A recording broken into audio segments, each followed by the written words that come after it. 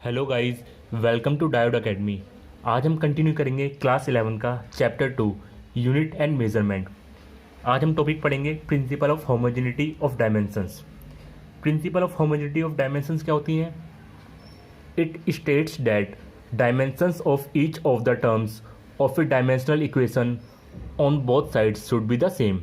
Means हमारी LHS और RHS पे जो हमारी डायमेंशनल इक्वेशन होगी वो दोनों सेम होती हैं।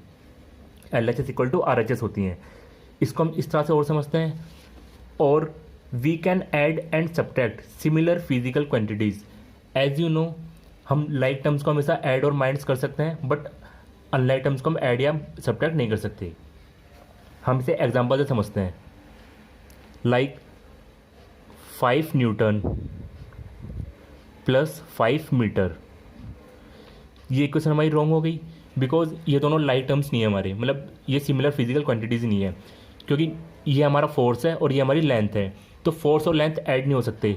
अगर ये ऐसे लिखा होता 5 न्यूटन प्लस 5 न्यूटन, तो ये हमारे ऐड हो जाते बिकॉज ऑफ ये हमारे सिमिलर फिजिकल क्वांटिटीज़ हैं।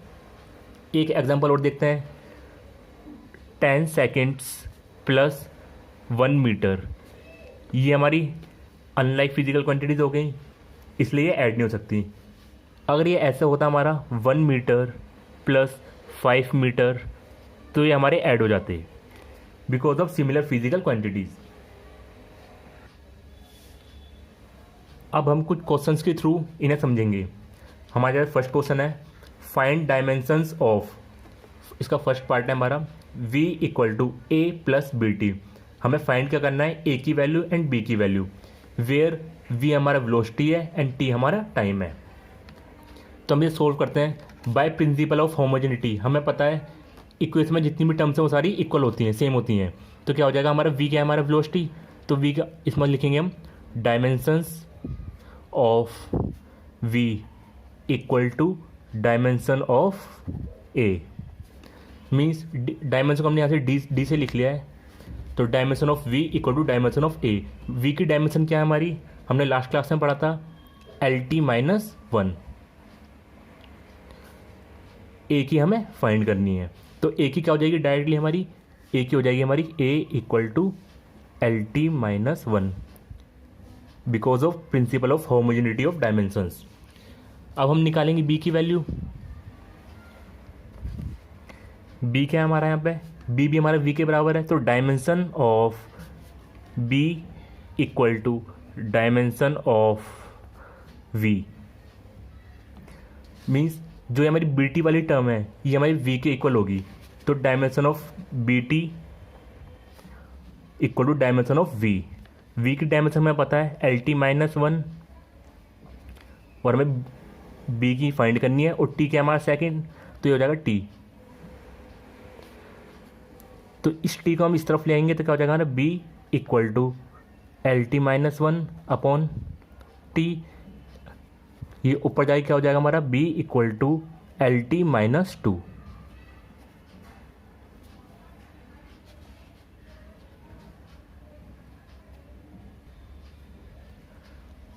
अब हम सेकंड क्वेश्चन देखते हैं। इसमें हम फाइंड करना है x and y in x equal to Y T plus half AT square. Here time t हमारा टाइम है, a हमारा एक्सीलरेशन है। तो by principle of homogeneity of dimensions हमें पता है किसी भी इक्वेशन में जो भी टर्म्स है, जितनी भी टर्म्स है हमारी, सब सेम होती हैं। तो यहाँ पे हमारा x इक्वल टू क्या हो जाएगा हमारा? AT स्क्वायर, बिकॉज हमें पता है जो न्यूमेरिकल वैल्यू है उसकी कोई डायमेंशंस नहीं होती। डायमेंशन हमेशा वेरिएबल वैल्यू की होती है, like time, length, mass, distance. अब हम देखते हैं AT square, dimension of AT square equal to dimension of x। AT square क्या है? एक्सीलरेशन का हमें पता है, जैसे हमने लास्ट क्लास में पढ़ा था LT-2। t स्क्वायर का हमें पता है t स्क्वायर, और x का हमें फाइंड करना है डायमेंशन। तो क्या हो जाएगा? इस t से t कैंसिल हो जाएगा, क्योंकि इसकी पावर -2 है, इसकी पावर +2 है। जब ये ऐड होंगे तो ये माइनस हो जाएंगे, तो क्या हो जाएगा हमारा? x equal to L। x की डायमेंशन आ गई। अब हम फाइंड करेंगे y की डायमेंशन। वाई की डायमेंशन कैसे फाइंड करेंगे, अब हमें पता है ये वाली टर्म एंड ये वाली टर्म ये भी आपस में इक्वल है, तो हम लिखेंगे dimension of Y T equal to dimension of A T square. अब हमें पता है वाई हमें फाइंड करना है, टी की डायमेंशन हमें पता है टी कैपिटल टी, एक्सीलेशन की हमें पता है L T minus two, and T square की हमें पता है टी स्क्वायर। तो अब इससे क्या होगा, ये इस टी स्क्वायर से ये टी स्क्वायर तो कैंसिल आउट हो जाएगा, तो हमारे पास क्या बचेगा वाई इक्वल टू एल, और ये वाला टी इसके अपॉन में आ जाएगा, तो हमारी y की इक्वेशन बन जाएगी y equal to L T minus one. हमने x की वैल्यू भी फाइंड कर ली एंड y की वैल्यू भी फाइंड कर ली। अब हम करते हैं क्वेश्चन नंबर 3। इसमें हमें a b c and d की वैल्यू फाइंड करनी है in equation x equal to a plus B T plus C T square upon D plus T. Here x हमारा डिस्प्लेसमेंट को रिप्रेजेंट करेगा एंड t हमारा time को। तो आइए हम फाइंड करते हैं। तो देखो by principle of homogeneity of dimensions हमें पता है ईच टर्म्स की हमारी जो डायमेंशन है वो सेम होगी, तो यहाँ पे सिमिलर से हमारा क्या हो जाएगा dimension of x equal to dimension of a। तो a का तो हमारा सीधा निकल जाएगा, यहाँ पे x क्या हमारी डिस्प्लेसमेंट मीन्स लेंथ, a क्या हमारा इसकी फाइंड करनी है, a तो हमारी निकल गई। अब हम फाइंड करेंगे बी टी की, तो बी टी मतलब dimension of B T equal to X, dimension of X. तो आइए देखते हैं बी टी क्या हमें बी हमें फाइंड करना है, टी हमारा टाइम है, एक्स क्या हमारा लेंथ क्योंकि डिस्प्लेसमेंट है, टी को उस तरफ ले जाएंगे तो क्या हो जाएगा बी की हमें फाइंड हो जाएगी B equal to L T minus one. अब हम फाइंड करेंगे सी की, सी की फाइंड करने से पहले हम डी की देखते हैं। देखो अभी हमने बात क्या की थी, जो लाइक टर्म्स होते हैं जो सिमिलर फिजिकल क्वांटिटीज होती हैं वो हमेशा आपस में ऐड और या फिर सब्ट्रैक्ट होंगी। तो यहाँ पे हम देख सकते हैं डी प्लस टी है, तो ये ऐड जब भी होंगे जब ये आपस में सिमिलर होंगी, तो यहाँ पे टी हमारा टाइम है तो डी भी हमारा टाइम होगा। तो यहाँ से हमें क्या पता चलता है डी इक्वल टू टी, तो डी क्या हो जाएगा हमारा कैपिटल टी, इसकी डायमेंशन हो गई। अब हम फाइंड करेंगे सी टी की, तो क्या हो जाएगा dimension of x equal to dimension of C T square. अब नीचे हमारे यहाँ पे भी t है और यहाँ पे भी t है, तो ये टू टी हो जाएगा हमारा। तो टू टी की हमारी क्या है, इसमें टू हमारी न्यूमेरिकल वैल्यू है जिसका हमारा डायमेंशंस नहीं होता, तो यहाँ पे हमारा क्या बचा t। अब इसको फाइंड करेंगे, तो यहाँ पे मैं x क्या हमारा लेंथ एंड c हमें फाइंड करना है, t का ये हो जाएगा टी स्क्वायर अपॉन में t। जब इसको हम सोल्व करेंगे तो हो जाएगा इस t से इसकी एक पावर चली जाएगी, तो क्या होगा हमारे पास c equal to L T minus one. C की वैल्यू भी फाइंड हो गई, d की वैल्यू हमने यहाँ निकाल ली, और हमें फाइंड क्या करना था, हमें फाइंड यही करना था value of a b c and d। Guys अब हम देखेंगे फोर्थ क्वेश्चन। इस क्वेश्चन में हमें फाइंड क्या करना है, अल्फा की वैल्यू फाइंड करनी है। इक्वेशन है हमारी p equal to P naught e की पावर माइनस अल्फा टी। तो अब इसमें नाम है p की वैल्यू गिवन है कि p हमारा क्या है, प्रेशर है, कुछ नहीं है, ये नहीं पता हमें, और p नोट भी हमें गिवन नहीं है, हमें सिर्फ अल्फा दे रखा है और t की दे रखी है हमें डायमेंशन टाइम, तो t हमारा टाइम है यहाँ पर। तो जैसा हम जानते हैं कोई भी हमारी पावर होती है उस किसी भी पावर की कोई डायमेंशंस नहीं होती, तो किसी भी पावर की डायमेंशन हमारी जीरो होती है, तो हम लिख सकते हैं अल्फ़ा टी, इसकी कोई डायमेंशन नहीं होती, हम क्या लिख सकते हैं m0 l0 t0। अब t की हमें पता है, t की क्या है हमारी कैपिटल T, क्योंकि t हमारा टाइम है, तो हम लिख सकते हैं m0 l0 t0।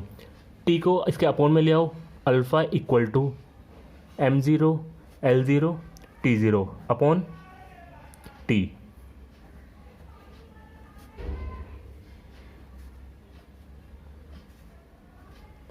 अब टी की पावर ऊपर चली जाएगी तो क्या हो जाएगा हमारे पास, अल्फ़ा इक्वल टू एम की पावर 0 एल की पावर 0 टी माइनस 1।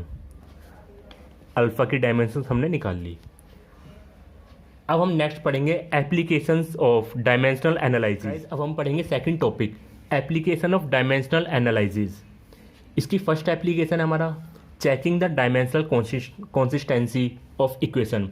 मीन्स किसी भी इक्वेशन की उसकी कंसिस्टेंसी या फिर उसकी करेक्टनेस चेक करना। ये क्या होता है हमारा, for a correct equation dimension of each term on L H S equal to dimension of R H S. Means जो हमारी लेफ्ट हैंड साइड पे डायमेंशन इक्वेशन होगी वो इक्वल होगी हमारे राइट हैंड साइड के डायमेंशन इक्वेशन के। आइए इसका एक क्वेश्चन करके देखते हैं। क्वेश्चन है हमारा check the correctness of equation. Equation given है हमारी S equal to U T plus half A T square. Here S हमारा डिस्प्लेसमेंट गिवन है, ए एक्सीलरेशन है, टी टाइम है एंड यू हमारी वेलोसिटी है। तो हम इस इक्वेशन की करेक्टनेस चेक करेंगे। अब पहले हम लेते हैं एल एच एस। एस क्या है हमारा डिस्प्लेसमेंट, तो इसकी डायमेंशन हो जाएगी हमारी एल। अब लेंगे हम are H S. Are H S में क्या है, हमारा जो ये वाली टर्म है एस, ये इक्वल टू हो गया हमारी यू टी के। तो क्या हो जाएगा हमारा, यू टी की हो जाएगी, यू हमारी वेलोसिटी है तो क्या हो जाएगी एल टी माइनस 1। टी की क्या हमारी टी, तो इस टी से ये टी कैंसिल आउट हो जाए तो हमारा क्या बचेगा, यू टी हमारा बचेगा सिर्फ एल। इसकी एल डायमेंशन बची, तो ये हमारा अभी तक करेक्ट जा रहा है। अब आगे चेक करेंगे हाफ ए टी स्क्वायर। जो हमारी न्यूमेरिकल वैल्यू उसकी कोई डायमेंशंस नहीं होती एज वी नो, तो हम करेंगे ए टी स्क्वायर की फाइंड। ए टी स्क्वायर एक्सेलरेशन क्या होता है हमारा एल टी माइनस 2 और टी स्क्वायर की हमारी जाएगी टी स्क्वायर। तो इस टी की पावर माइनस 2 से टी की पावर 2 कैंसिल आउट हो जाएगी, तो हमारे पास बचेगा A T square equal to L. Means देखो इसकी ईच टर्म्स की हमारी जो डायमेंशन है वो सेम है, डिस्प्लेसमेंट की एल, यू टी की L and A T square की भी एल। तो मतलब ये हमारी जो इक्वेशन है हमारी करेक्ट है। आइए अब देखते हैं सेकंड क्वेश्चन। हमें ये इक्वेशन चेक करनी है दोनों इक्वेशन करेक्ट है या नहीं। Half M V square equal to M G H. Here M हमारा मास है, एच हाइट है, G acceleration due to gravity है एंड वी वेलोसिटी है। अब हमें पता है L H S equal to R H S करना है, तो हम पहले करेंगे L H S. L H S क्या है हमारा half M V square. Half की कोई डायमेंशंस नहीं होती, तो एम की क्या हो जाएगी हमारी एम, वी स्क्वायर की क्या हो जाएगी हमारी एल टी माइनस 1 का होल स्क्वायर। तो हो जाएगा M L square T minus 2। ये हमारी एल एच एस आ गई। अब हम देखेंगे are H S. Are H S में देखेंगे, आर एच एस में क्या हमारा एम जी एच। एम का क्या है हमारा कैपिटल एम एंड जी क्या हमारा acceleration due to gravity. Acceleration and acceleration due to gravity हमारा जी इक्वल होता है, तो क्या होता है हमारा एल टी माइनस 2। एच क्या हमारा एल,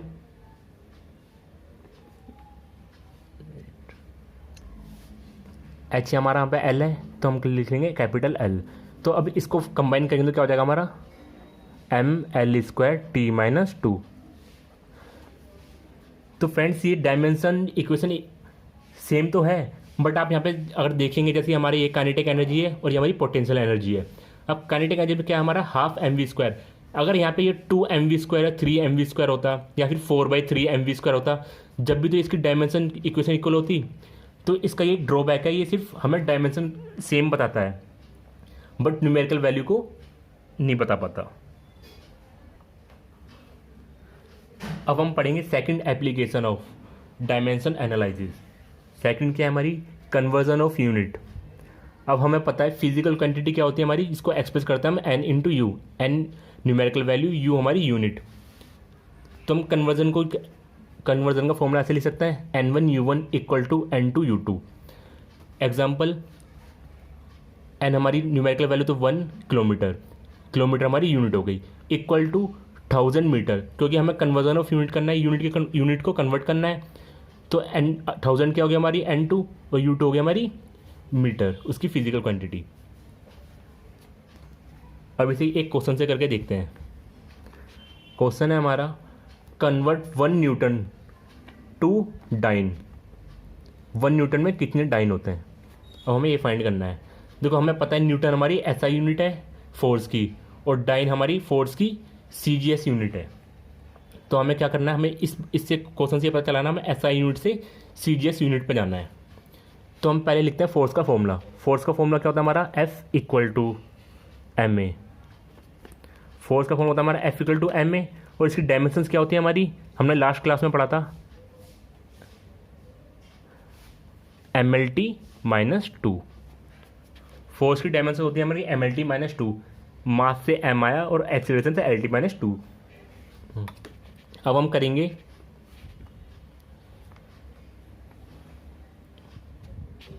देखो इसकी जो SI यूनिट होती है वो क्या होती है हमारी न्यूटन। न्यूटन को हम ऐसे लिख सकते हैं, देखो मास है तो हमारा kg को SI यूनिट में लिखेंगे, जो इसकी स्टैंडर्ड यूनिट है।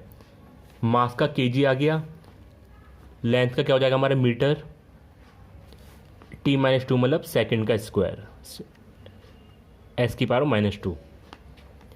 ऐसे CGS में लिखेंगे, CGS में क्या हो जाएगा हमारा ग्राम,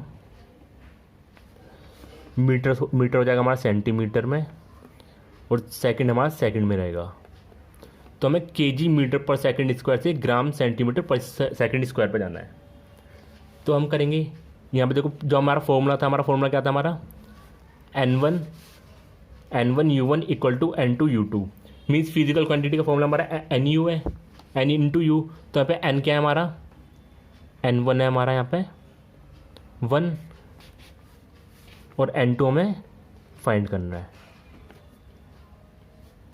अब U1 क्या है हमारा, U1 = M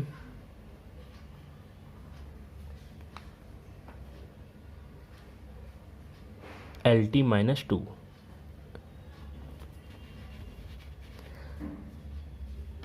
और U2 क्या है हमारा, U1 है हमारा M1 L1 T1-2। U2 है हमारा M2 L2 T2⁻²।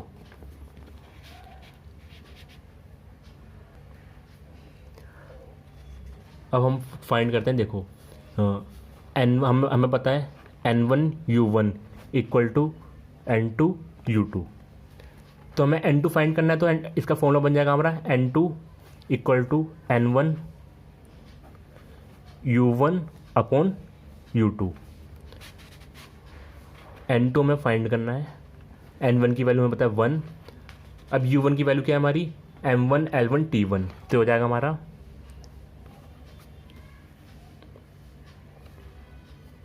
M1 / M2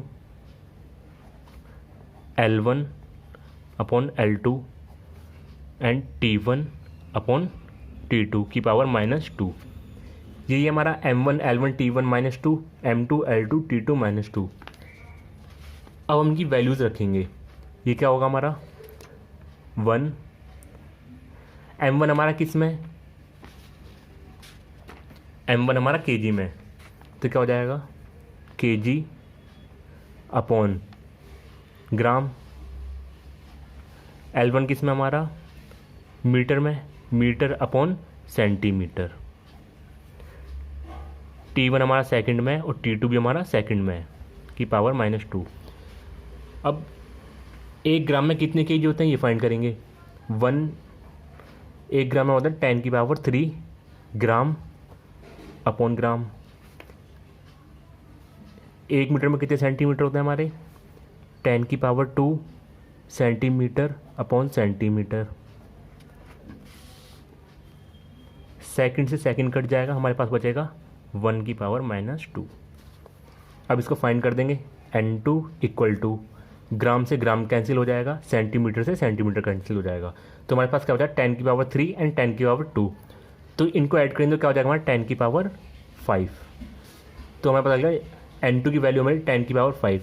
तो हमारे 1 न्यूटन में कितने डाइन होते हैं, 1 न्यूटन = 10⁵ डाइन।